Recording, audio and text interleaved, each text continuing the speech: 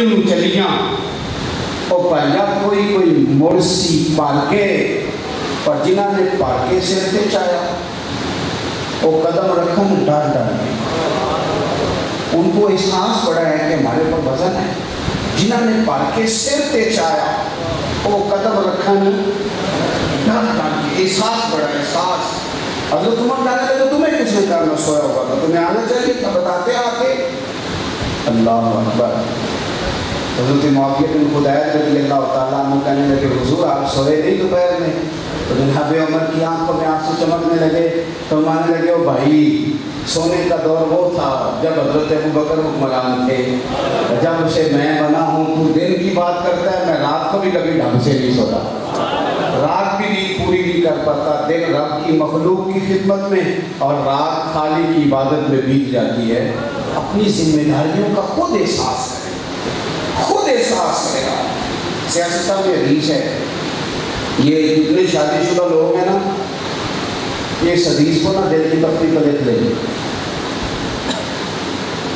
ایک صحابی نے یا رسول اللہ صلی اللہ علیہ وسلم میری بیوی اس پر آج فرض ہوگا. یا رسول اللہ وہ حج کے لیے جا رہی ہے میرا نام فلاں غزوے میں لکھ دیا گیا میں جہاد کے لیے جا رہا ہوں. حکم کیا ہے؟ مجاہد فی سبیل اللہ ہونا چھوٹی شان تو نہیں. جن کے گھوڑوں کے قدموں سے اڑنے والی دھول کی بھی رب قسم بیان فرمایا. چھوٹی عظمت ہے. یا رسول اللہ صلی اللہ علیہ وسلم میرا نام غزوے میں جہاد کے لیے لکھ دیا گیا ہے میری بیوی حج کے لیے جا رہی ہے حکم کیا ہے؟ حضور فیصلہ دینے لگے. حضور ہمیں بتانے لگے کہ ترجیح کیا ہے. حضور ہمیں بتانے لگے کہ تمہارے جو ذمہ داریاں ہیں ان میں تمہاری ڈیوٹی کس طرح کی. اللہ کے حبیب فرمانے لگے تو اس طرح کر غزوے سے نام کٹوا اور اپنی بیوی کا محرم بن کے حج کر کے اس کے ساتھ جا کیونکہ اسے محرم کی ضرورت ہے. تیرے علاوہ کون بنے گا؟ اس کی ڈیوٹی دوسرا کوئی کیسے کرے گا؟ تو ترجیحی بنیادوں پر زیادہ بات میں کر نہیں سکتا. ترجیحی بنیادوں پر آپ سمجھیں. اسی طرح کی ایک بات صاحب نے میرکات میں لکھی ہے. حضرت عبداللہ ابن عباس رضی اللہ تعالیٰ عنہ مسجد نبوی شریف میں اعتکاف بیٹھے ہوئے تھے. توجہ ہے میرے دوستوں. میں نا زیادہ تو نہیں لیکن پاکستان کا شاید کوئی کونا ایسا ہو جہاں میں نہ گیا ہوں. میں نے اس کے چاروں صوبے دیکھے اور مضافاتی جگہ بھی میں نے دیکھی. میرا یہ خیال ہے کہ اگر مخیر حضرات اپنی توجہ صحیح کر لینا توجہ تو بہت سارے غریب ایسے ہیں جن کی آنکھ سے بہنے ویسے بند ہو گئے. ہم نا دو تین کہانیاں بنا کے نا تو لوگوں کے لیے اپنے دلوں میں نا ایک بات پر وہ چھوڑیں جی آپ کو نہیں پتا مفت دوائی دو تو بندے میں جا کے بیچ دیتے. آپ کو نہیں پتا راشن کا تھیلا دو تو یہ 200 روپیہ کم کر کے بیچ دیتے. نہیں آپ کو پتہ نہیں نا کہ آپ کو صرف آٹے کا توڑا دے رہے تھے. ہو سکتا ہے بیچارے کو دوائی کی ضرورت ہو. عید کے وقت نا عید سے پہلے مجھے ایک دوست نے ایک شعر بھیجا تھا گزشتہ سال میں اس سے پیوستہ. اس نے کہا تھا کہ کیا وجہ ہے لوگ توجہ نہیں کرتے. پنجابی کا شعر تھا میری طرف توجہ ہے آپ حضرات کی. اور کسی شاعر نے بڑی کمال بات اس نے کہا راشن بنڈن والے لوگوں ادھر دیکھنا اور راشن بنڈن والے لوگوں اور راشن بنڈن والے لوگوں اور عیدوں بعد بھی بھوک لگ دیجیے اور عیدوں بعد بھی بھوک لگ دیجیے. عید کے بعد بھی ضرورت ہوتی ہے بھائی. فقط آپ نے اس کو قید کر لیا اسی ایک جگہ. حضرت عبداللہ ابن عباس اس امت کے سب سے بڑے مفسر قرآن مسجد نبوی شریف میں اعتکاف بیٹھے ہوئے تھے. ایک شخص مسجد میں داخل ہوا اور پریشان ہو کے کونے میں بیٹھ گیا. حضرت عبداللہ ابن عباس رضی اللہ تعالیٰ عنہ آگے بڑھے پوچھا اس نے کوئی بات نہیں خود پوچھا بھائی کیا بات ہے. تو کہنے لگا حضور مجھے اس مزار پہ لیٹنے والے محبوب کی حرمت کی قسم میں نے ایک شخص کا قرض دینا ہے دین ہے مجھ پر لیکن حضور میں مجبور ہوں دے نہیں سکتا. جان بوجھ کے نہیں کر رہا مجبور ہوں. حضرت عبداللہ ابن عباس فوراً فرمانے لگی کہ اگر میں تیرے لیے اس بندے سے بات کروں تو تیرا کوئی فائدہ ہوتا ہے؟ سفارش ہم بھی کرتے ہیں پر کسی امیر کی، قرضہ دینا چاہتے ہیں ہم بھی پر کسی تگڑے بندے کو، غریب کو دے دے گا تو اس نے واپس کیسے کرنا ہے؟ ہم تو اس کو دیں گے جو باپ اللہ کرے کہ بھائی دیکھا نا کہ میرے ساتھ فلانا بندہ بھی شامل ہے۔ حضرت عبداللہ کے پاس فرمانے لگے میں اگر تیری کوئی مدد کر سکوں اس سے بات کروں تو فائدہ ہوتا ہے؟ کہا حضور آپ دیکھ لیں، اعتکاف بیٹھے ہوئے تھے، اس نے کہا دیکھ لیں تو فوراً نکلے مسجد سے جوتے پہنے اور بندہ کہنے لگا ٹھہر جائیں، شاید آپ کو یاد ہی نہیں رہا آپ تو اعتکاف میں تھے۔ آپ فرمانے لگے مجھے اس قبر میں لیٹنے والے معبود کی قسم زیادہ دیر نہیں ہوئی، میں نے اپنے کانوں سے حضور سے سنا ہے جو کسی مشکل میں الجھے ہوئے مسلمان بھائی کی مشکل دور کر دے اللہ 10 کے اعتکاف کرنے سے زیادہ ثواب عطا فرماتا ہے۔ میں نے حضور سے سنا ہے، اس لیے میں ترجیح کو سمجھ گیا ہوں کہ حقوق العباد کا مسئلہ کتنا سخت ہے۔ ایک بات میں نے آخر میں نیک لوگوں سے کرنی کر لوں، بولیے ماشاءاللہ نیک نیک سارے بول پڑے، اللہ آپ کو خوش رکھے۔ نیک لوگوں سے ایک بات ہے، نیکی کا تصور ہے کیا دین میں؟ توجہ سے نماز پڑھنا، روزہ رکھنا، یہ بھی تصور ہے، لیکن اسلام آپ کو متقی بننے کا کہتا ہے۔ نماز پڑھنے والا متقی نہیں ہوتا، وہ نمازی ہوتا ہے، حج کرنے والا حاجی ہوتا ہے۔ تقوی کی تعریف ہے گناہ سے بچنا، پرہیز کرنا، پرہیزگار ہونا۔ نیک اس کو نہیں کہا جاتا جو زیادہ نماز پڑھے، وہ بھی نیک ہے ایک معنی میں، لیکن اصل نیک وہ ہے جو گناہ سے بچنے کی صحیح کرے۔ اب ہم لوگوں نے نا بعض دیندار لوگوں نے 2-4 چیزوں میں چیزیں قید کر لی ہیں، یعنی داڑھی والا بندہ بھی نیک ہے لیکن اب اس کو یہ کوئی اجازت نہیں نا کہ وہ داڑھی رکھے تو پھر جو مرضی بولتا رہے، اس کی اسے بھی اجازت ہے۔ جس طرح داڑھی کی پابندی ضروری ہے اس طرح زبان کی پابندی بھی ضروری ہے کہ وہ یہاں سے بھی کوئی ایسا فکرہ نہ نکالے کہ جو اس کے لیے نقصان کا باعث ہے۔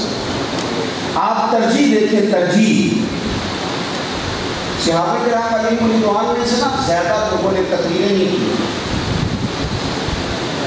کس طرح لوگ مسلمانوں نے بنا، لوگوں سے لین دین کرتے تھے، وہ لین دین کرنے میں اتنے صاف ستھرے ہوتے تھے کہ لوگ ان کا یہ صفائی کا انداز دیکھ کے کہتے تھے تم کس دین کے ماننے والے ہو؟ نہیں سمجھائیے آپ کو بات، یعنی لوگ سودا لیتے لیتے ہی کلمہ پڑھ کے مسلمان ہو گئے۔ یہ بر صغیر پاک و ہند میں دین پھیلایا صوفیان نے، لائے کون تھے؟ عرب کے تاجر، وہ تجارت کے لیے آئے، لوگوں نے لین دین کیا تھا، بڑے صاف ستھرے بندے ہو گئی، اس دین کے ماننے والوں کا دین محمدی صلی اللہ تعالی علیہ۔ ہمارا نا باقی معاملہ جو ہے وہ کئی دفعہ بالکل ٹھیک ہوتا ہے، لیکن جب معاملہ لین دین کے ہوں، اخلاقیات کے ہوں، پھر رویوں میں وہ حسن نہیں ہوتا جو ہونا چاہیے۔ 1 منٹ لگتا ہے دکاندار بن جاتے ہیں، 1 منٹ لگتا ہے۔ مجھے بڑی اچھی طرح یاد ہے میرے دوست نے دفعہ مجھے کہا کہ جناب مجھے نا تھوڑی سی نا ایک بندے سے وہ کپڑے کا اس کا کوئی لین دین کا معاملہ تھا، شادی تھی، کپڑے کی دکان تھی، کہنے لگے ذرا ان سے کہہ دیں آپ کہ تھوڑا سا مجھے ادھار دے دیں اور تھوڑی رعایت کر دیں، بچی کی شادی ہے۔ تو میں نے بھی کہا یار اتنی سی ہیلپ میری اگر کام آ جائے تو اور مجھے کیا چاہیے۔ میں نے اس کو کہا پتا نا جب 20 سال جب گے روٹی کھواواں گے، بوتل پیاواں گے، خدمت کریں گے، پر یہ ساری دکانداری ہے۔ میں کیا سانو تیرے نال کپڑے کا ہی کام کرنا ہے اور واپس کے تو لگا نہیں بھائی، جو تیرے سینے کام تیرا پاس ہے وہی تم سے کہنا ہے۔ ہمارا عجیب لگے 1 منٹ میں دکاندار بن گئے، 1 منٹ میں ہم کاروباری بن گئے، اور نہیں جی یہ نہیں یہ میرے کاروباری مسئلہ ہے۔ تو کاروباری مسئلہ کیا ہوتا ہے؟ اسی میں تو آپ کی ضرورت ہے بھئی، یہ میرے جانے والے دوستوں کے پاس لوگوں نے کس لیے جانا ہے کہ ہم نے شادیاں رکھنی ہیں، بھائی کسی نے سفارش کر کے اس میں تھوڑی گنجائش کرا دو، تو وہ کہیں نہیں یہ کام نہ آپ مجھے بتائیں، تو کیا کام بتائیں میرے جانے والے بھائی کو؟ جو کام وہ کر رہے ہیں وہی بتانا ہے۔ انہوں نے بڑا پیار کیا ہے، ان کی طرف نہ دیکھیں، ان کو بڑی دعائیں دی ہیں ہمارے نگاہ کے ساتھ میں۔ ان کے لیے انہوں نے اچھے الفاظ استعمال کیا، اللہ قبول فرمایا۔ تو میرا مقصود یہ کہ آپ جو کرتے ہیں اسی میں گنجائش دینی ہے نا آپ کو صحیح بخاری مسلم میں حدیث ملے گی قیامت میں ایک تاجر کو اللہ صرف اس لیے معاف کر دے گا کہ وہ رب کے بندوں پر آسانی کیا کرتا ہے۔ تو ہم کیا کر رہے ہیں؟ وہ نہیں یہ بچہ داخل کرانے آ گئے اسکول میں، بچہ داخل مرحوم باسط صاحب کے بارے میں کسی نے بڑی عمدہ بات لکھی اور وہ بڑی شستہ بات کسی نے کی کہ ان سے اسکول کھولا تھا نہ کوئی ادارہ، تو جو بچہ بھی آ کے محنت کرتا نہ کہتے داخل کر دو فری، جو محنت کرتا داخل کر دو فری۔ تو کسی نے کہا کہ جناب اس طرح اسکول کو نہ چلتے، ہر بچے فری داخل ہو جائے گا۔ تو انہوں نے بڑی شاندار بات کی، کہنے لگے او ہو، کہنے لگے تمہیں کون کہہ رہا ہے کہ میں کاروبار کر رہا ہوں؟ تو کہا پھر آپ کیا کر رہے ہیں؟ کہنے لگے میں اپنے جنازے کے بندے پکے کر رہا ہوں، جنازے کے بندے پکے کر رہا ہوں۔ تو وہاں آ کے بھی تو روئے نا کہ میرے ساتھ اس نے یہ مہربانی کی، جنازے کے بندے پکے کر۔ میں بات ختم کرنے لگا ہوں۔ حضرت سیدنا عمر فاروق رضی اللہ، دین کی تشریحات سنیں، ترجیحات سنیں۔ حضرت فاروق اعظم رضی اللہ تعالیٰ عنہ کی خدمت میں نا کچھ لوگ بیٹھے تھے، ایک بندے پر بات ہو رہی تھی۔